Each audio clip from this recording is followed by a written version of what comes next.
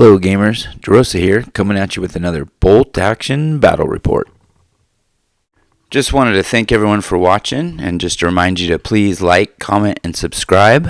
Let us know if you want to see a certain lineup, like Japan versus the Marines, or if you have any tips or comments, just let us know. And again, thanks for watching, and here we go with our battle report. Member Dan and I decided to meet up at Xander's Game House in Camarillo and decided to have an early war match. 1,100 points. I was British. He was German. Somewhere in the French countryside, or maybe Belgian. And it was a really fun game. We played the supply drop scenario from Bolt Action Alliance. I highly recommend you find those and print those online. Very fun matches. As you'll see in a moment, my British had a couple desert troops I had to sneak in because I was short on early war supplies. But overall, it was a really fun match.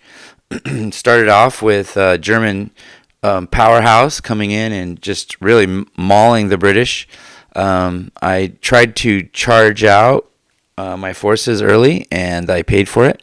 In this scenario, you have to wait till turn 4 until some supplies are dropped, and you're going to get 4 supply drops, and those are the objective markers that will drop. And as you'll see, it turned out lucky for the British that the supplies landed around where the British were, and I was able to hold them, and then the British were able to win the game.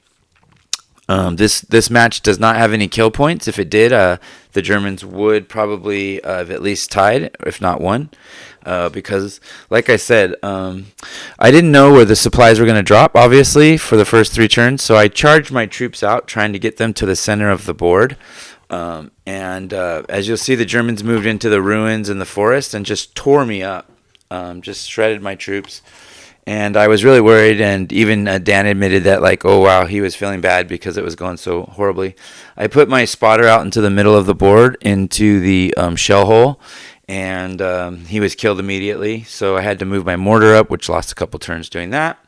And then you'll see my troops just went straight up the middle through the forest. I thought I was going to have some safe passage, but I really got shredded. Everything turned around, though. Turn 4, when we rolled for the objective markers to be placed with the supply drop, it just seemed like the mojo went back to the British. The supplies drops landed closer to where my troops were.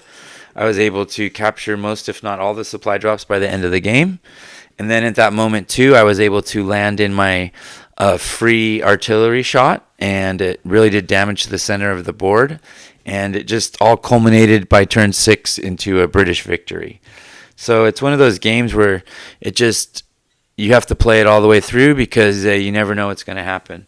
And it's really fun with that scenario objective of randomly not knowing where the supplies are going to drop.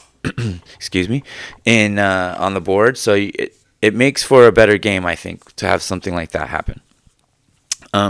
This is the left side of the board here. I snuck my Matilda up, and I was able to keep it alive most of the game. This is the center of the board. This is center of the board. My troops got slaughtered up here, but I was able to rectify. Again, I had to use the desert troop for my boy's rifle. He had the 222, which at first was putting some pressure onto me on my right flank, but these guys were able to get into the forest and then do a charge towards his vehicle, which made him recce back. His mortar, I don't remember if it did much damage. He had this Goliath, but again, my team was able to hit him with the artillery shell, and it just destroyed the Goliath and put a lot of pins on his Stug. And he brought his half track down the middle of the board between the house, the restaurant, and the pig pen. And I was able to put a lot of pins on it, and then the artillery shell just did it away. Here you can see the objective landed next to my medium machine gun, so that was good for me. The other objective landed near the pig pen up in the middle of the board. Here's my troops going down the right flank, using cover, but then he was able to get fire onto them from the Stug, I believe. These troops were going up the middle, and you can see his Hanomag in the middle there taking pins.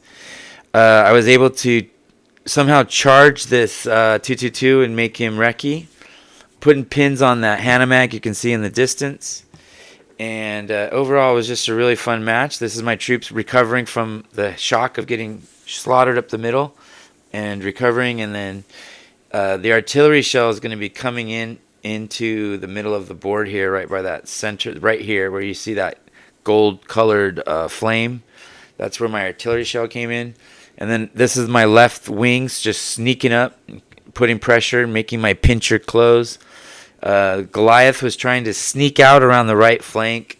You can see all the pins that I was able to put on the Hanamag. There's our victory points. It ended up 3-3 in victory points.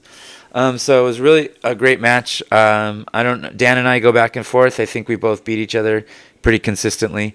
So it's always great to play Dan. Keeps me on my toes. His troops are painted beautifully.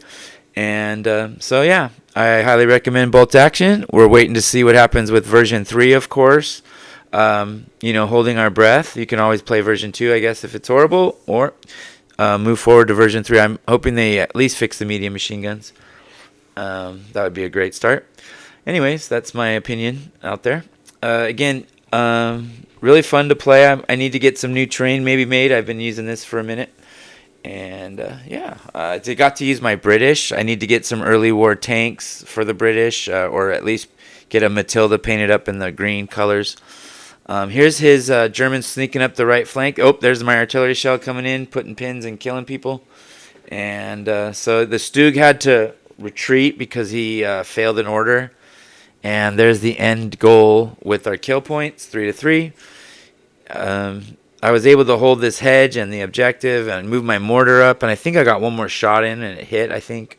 So it was just, again, like I said, the mojo just turned, and from turn 4 to 6 was British, and from 1 to 3 was German. And I guess you want it to be 4 to 6, so win for the British.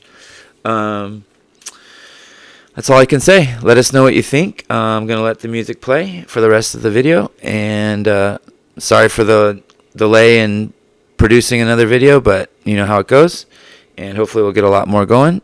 Check us out. Let us know what you think. MajorWellington.com. Become a member.